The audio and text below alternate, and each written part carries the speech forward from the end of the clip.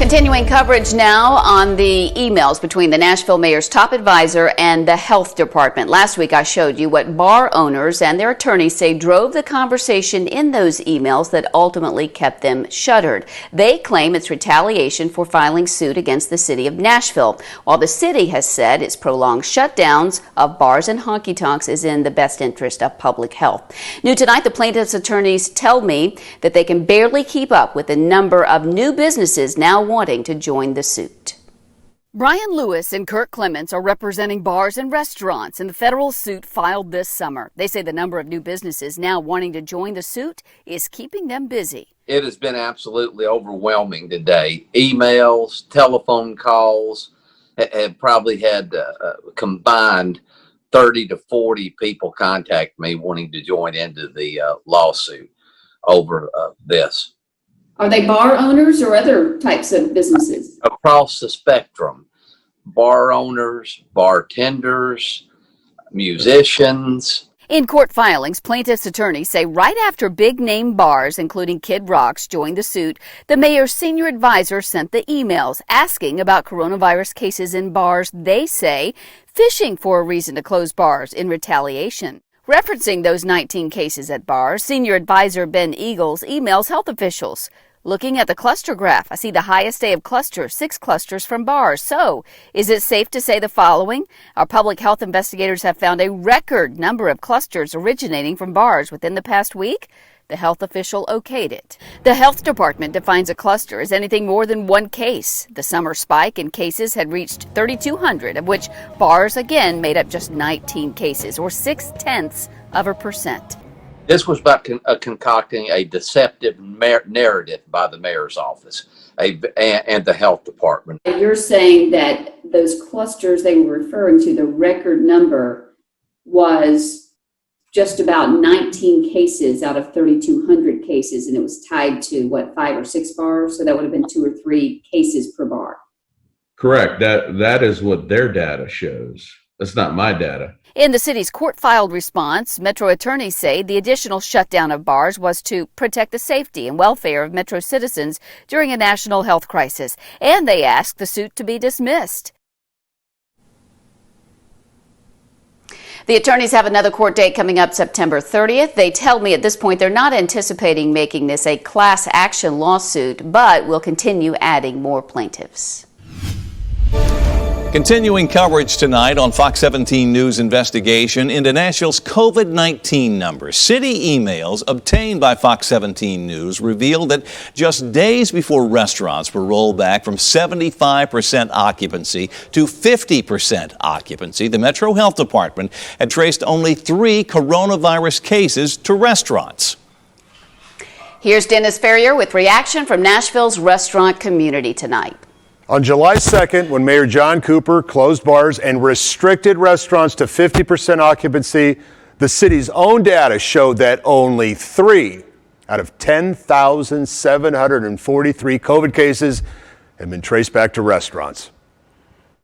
We were building back up before the July 4th weekend. Kerry Bringle owns Peg Leg Porker. Yeah, I think it was a terrible decision. I mean, how do you justify 3 cases shutting down an entire industry in Nashville that's worth millions, not only in revenue to the owners and their employees, but to the city in sales tax? Bringle's large and previously busy downtown barbecue restaurant is carefully marked to limit capacity to 50%.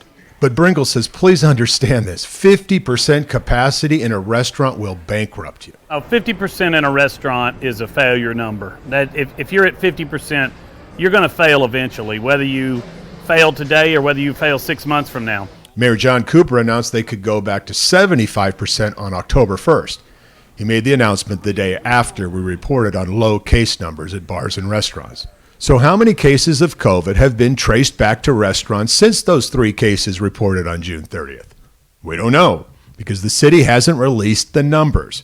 We have made several email attempts to find out. After all, the mayor claims he wants to be transparent. Of course, we're happy to share all information, but we want the right interpretation behind all of this. Al Anderson of Big Al's Deli says, don't make this a political issue. Give restaurants this number now. It's a transparency issue. Just be honest. We're doing everything we're required to do by the city, we're doing. Just be transparent with us. Be honest. Don't treat us like a 2-year-old child. To say that 50% occupancy has hurt Big Al's popular diner that serves Southern comfort food with low country flair is an understatement. It's been horrible. I'm laughing, but how's the person affecting me? I want to get married. I can't get married. I don't have any money. I've lost my staff because I don't have any money coming in. Governor Lee did not address restaurants specifically, but did say it's time to open. We need our state to open. We need our businesses to be operating. We need jobs to be created in our state. We need livelihoods to be protected. Mayor Cooper answered that criticism today. Our successful reopening strategy, to reiterate, is that we have to look after our own reputation here in Nashville. We have businesses that depend on Nashville's public health reputation to reopen successfully, and we are doing that. Peg Leg Porker says COVID is not a political problem, it's a health problem that needs reasonable answers. This isn't a political race or a political game.